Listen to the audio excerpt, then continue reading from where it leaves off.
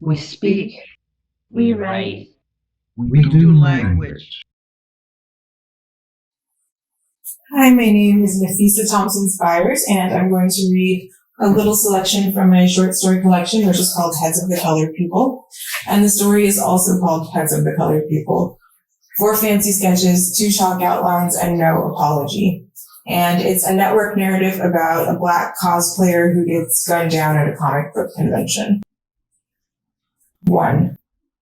Riley wore blue contact lenses and bleached his hair, which he worked with gel and a blow dryer and a flat iron some mornings into Sonic the Hedgehog spikes so stiff you could prick your finger on them, and sometimes into a wispy side swooped bob with long bangs. And he was Black. But this wasn't any kind of self-hatred thing.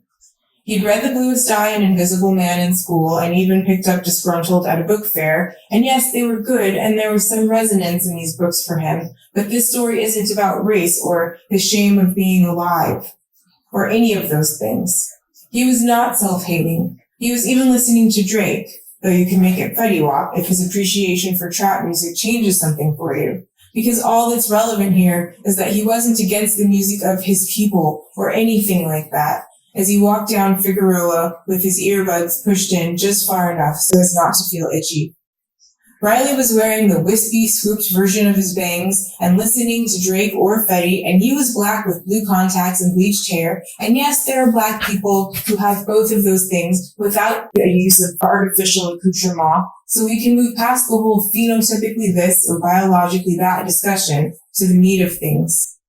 And if there's something meta in this narrator's consciousness and self-consciousness, or this overindulgent aside, it isn't meta for the sake of being meta. This narrator's consciousness is just letting you know about said consciousness up front, like a raised Black fist, to get the close reading out of the way and make space for Riley, who was the kind of Black man for whom blue eyes and blonde hair were not natural. He was the kind of Black that warranted or invited without solicitation comparisons to drinks from Starbucks, or lyrics from Lady Marmalade, or chocolate bars, with nuts. You would think with his blue eyes and unnaturally blonde hair set against dark chocolate mocha chocolate yaya skin, and yes, there is some judgment in the use of you here, that Riley would date white or Asian women exclusively, or perhaps that he liked men. But you'd be wrong on all counts, as Riley was straight, and he dated widely among women. And he was In denial or on the down low, more like John Mayer, equal opportunity and united colors of Benetton in life, but as separate as the fingers of the hand in sex. Nor like Frederick Douglass or many others working on Black rights in public and going home to a white wife. And there's no judgment against Douglass here, just facts for the sake of descriptive clarity. Riley liked Black women, both their Blackness and their womanness, and the overlap between those constructs. Nor was Riley queerphobic or the type of man to utter no homo in uncomfortable situations, because Riley was comfortable enough, if enough expresses a sort of educated awareness. And there's so much awareness in these 2 paragraphs that I've hardly made space for Riley, who in addition to Black women, liked cosplay, dressing up as characters from his favorite books and movies, and Doctor Who, and Rurouni Kenshin, and the Comic Love Convention, and especially Death Note, his favorite manga and anime series. And though that day he was dressed as Tamaki Suo for his girlfriend's request in a skinny periwinkle suit with a skinny black tie, his appearance gave him the flexibility to, on other occasions, dress as Gite Ryoto or Naruto, or if he was feeling especially bold, Super Saiyan.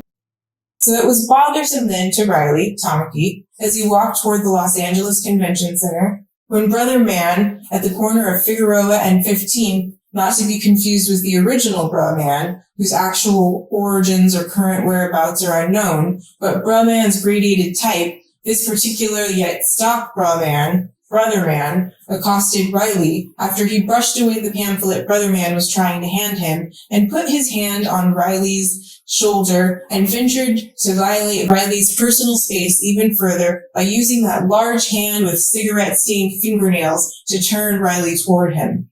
I'm saying Brother Man stopped Riley on the street, singled him out in front of people dressed respectively as Princess Mononoke, Storm, Dalek, Cyberman, and Neil deGrasse Tyson, both in blackface and in their own black faces.